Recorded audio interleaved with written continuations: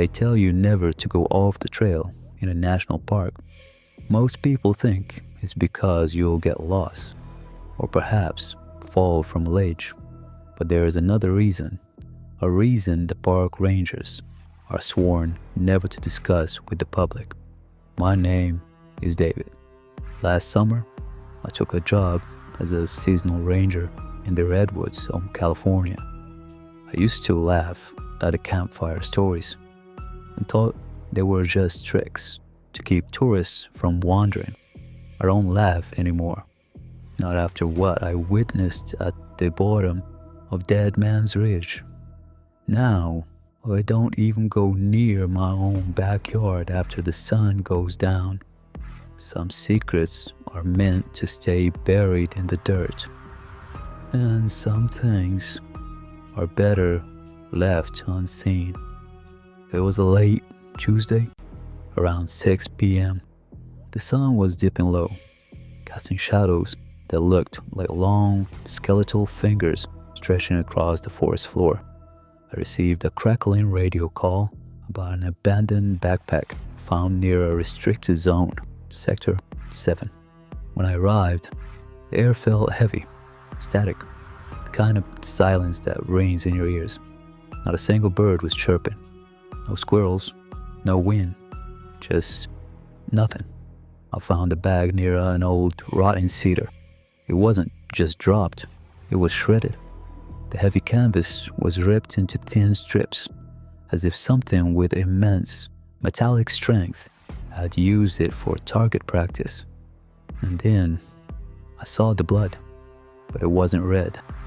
It was a dark, oily fluid, shimmering in the fading light. I followed the trail of that oil and scraps of a yellow hiking jacket. It led me deeper into the thicket, where the redwoods grow so close together that they block out the sky entirely. It was like walking into a cathedral of wood and shadow. That's when the sound started. Thud, slap, thud.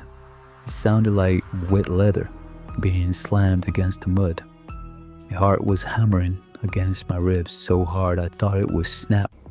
I crouched behind the fallen trunk and peered over the edge into a small clearing. I saw a figure, a man, or so I thought. He was hunched over, wearing the same yellow jacket, but his back was turned to me, and his spine, it was protruding, twitching under the skin like a bag of snakes. I tried to reach for my radio, but my fingers were numb. The figure suddenly froze. It didn't turn around like a human would. Its head, it just rotated, a full 180 degrees. I heard the sickening crack of bone and cartilage. The face, there was no face, just a smooth, pale surface with a single vertical slit that pulsed like a dying heart. And then it spoke. It used a woman's voice, perfectly recorded, high-pitched, and terrified. Is anyone there? Please, I'm lost. It was the voice of the hiker from the ID card in the bag. It was a lure, a trap.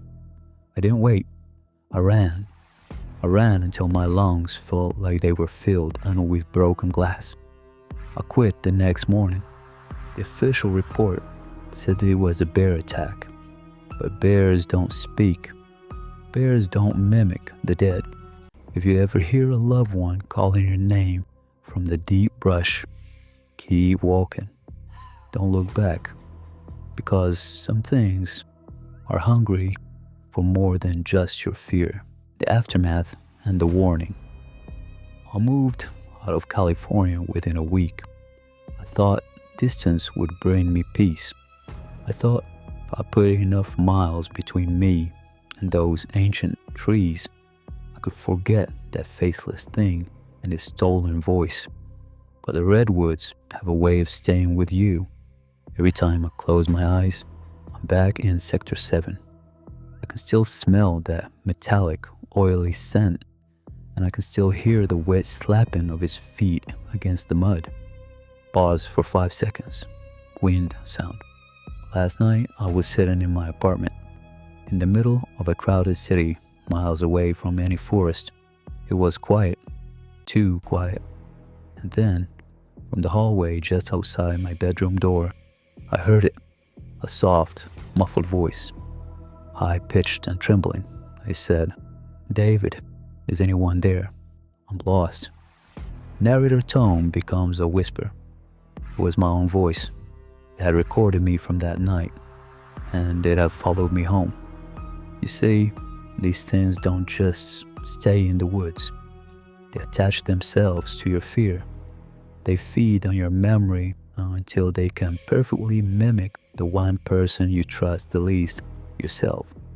So, if you're ever alone and you hear your own voice calling to you from another room, do not answer. Do not check. Just lock the door and pray for the sun to rise, because once they have your voice, they already have a part of your soul